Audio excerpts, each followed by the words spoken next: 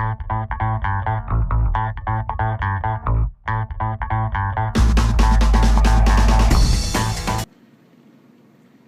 you set your default gateway down here. Ignore the fact they're the same address. You hit submit. There you go. You're out of band. Okay, no problems. You want to run your in-band management. Now this is going in the data port with the same port as your traffic, typically. You turn IBM on. Okay. You'd put in your address, put in the subnet mask. If you turn tagging on, you'd put in the VLAN ID you want to use, and you pick which port you want to use. Okay. This address and this address should be in different subnets. Okay. My suggestion, if you're going to use in-band management and you're not going to use the out-of-band, leave the out-of-band at the default address. Okay. That way, you know what it is when you take the radio off the tower. It's always the default, unless that conflicts with your network for whatever reason. If you're using 192.168.100 as a /24 in production, you got to change it to something else. Why didn't that just say out-of-band IP configuration? They're going to change that in the next firmware to say out-of-band. I think I asked that December to October. As you can see, we haven't changed the firmware since then. Okay. Now, this is where life gets confusing. Anybody have questions first? Okay. Either one works at the same time. You can do in-band, or you can do out-of-band, or you can do both, like I'm doing right now. I'm in the in-band, remember? Set your default gateway to be whichever gateway you want it to use, based on whichever network you're using. If I wanted it to use my in-band as the default, as the normal network, I would change this address to whatever my gateway is for in-band management. Okay? Think of this like a router. Okay, you got your Cisco 2800 router, whatever the heck router is in there. It's got two interfaces on it. Okay? One of them's IP address 172.16.1.101. The other one's 192.168.100.101. I can route all day back and forth between those interfaces, but I need a gateway of last resort or a default route. Where do I go if it's not on one of those networks? And I go to that address. Okay. Just think of it that way. The radio doesn't do any routing. I don't want you to think about that.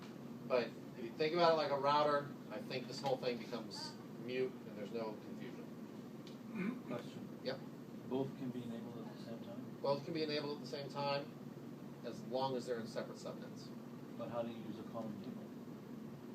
Well, the gateway is only used for one of them, just like it would be on a router. Okay. So I can change this gateway. Say I put a public IP address here.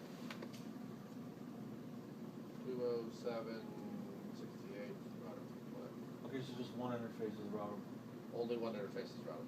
So if you're coming into the cloud, you need to have your gateway IP address for your default gateway. Yep. You can't have a generic gateway if you're coming into the cloud, unless you're doing support forwarding stuff. Typically, you're going to use one or the other. Okay? I don't run into very many people that are trying to use both at the same time. So you set it up the way you want to use it. You leave the other one the way it is. If you're going to use the out-of-band management, my suggestion, leave the in-band management just the way it is by default. Maybe someday you'll thank me for having it turned off.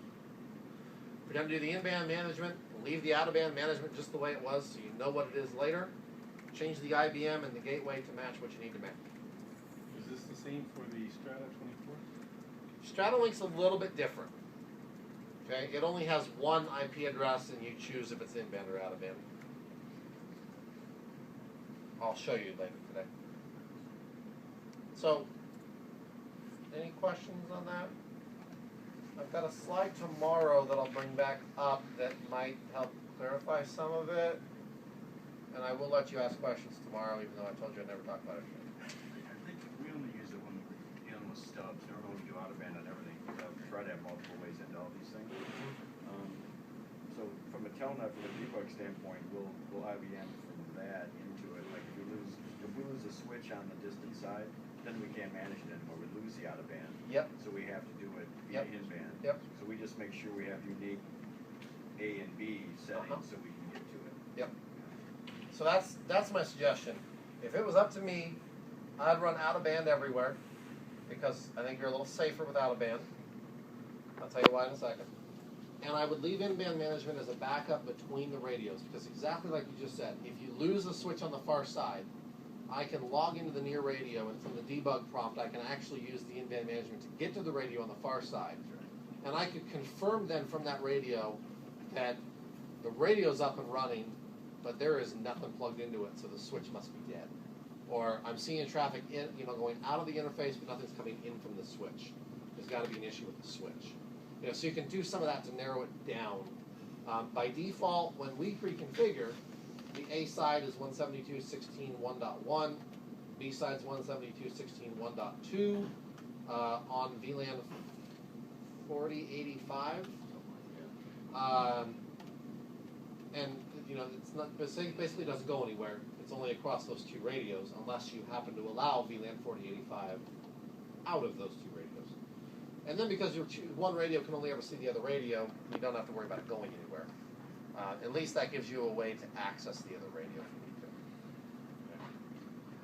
If you plug into the out-of-band management interface, you can only talk to that radio directly. You can see here today, I'm plugged into the in-band management so that I can talk to both radios.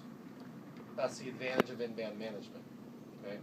Without a switch on the far side, I can talk to both. I could accomplish the same thing when I'm setting up the link by taking a cable from the data port and moving it to the management port, and looping it from one to the other. But then on the near side, I would have to either have a switch or I'd have to move from the out of band to the data port to manage the far side radio. So in-band can be useful. Okay. Here's the downsides of the in-band management. Say spanning tree blocks my port. I gotta manage the radio. Say you're over here in the Ethernet settings page, which we're about to go to, and you do something, call it stupid, like this. Turn off the port. But guess what? No way to turn that port back on because you just turned it off via in-band management. Say you like the idea of rapid port shutdown. Link goes down, what does it do? Turns off the ports. Can you log into the radio to find out why I turned the ports off? Nope. Okay. So there's some downsides to IBM. If possible, I think OBM is a better option for you. However, this is coming from a person that's lazy. And I can tell you on the Apex Plus link we have in production, I'm running in-band management on both sides. Because I'm lazy.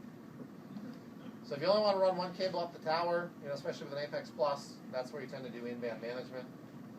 I think running two cables is pretty darn cheap and gives you a lot of flexibility. But I will not think anything less of you if you want to do IBM. Any questions on IBM? I have a question. Yeah. Not about IBM, but do you have like a restart?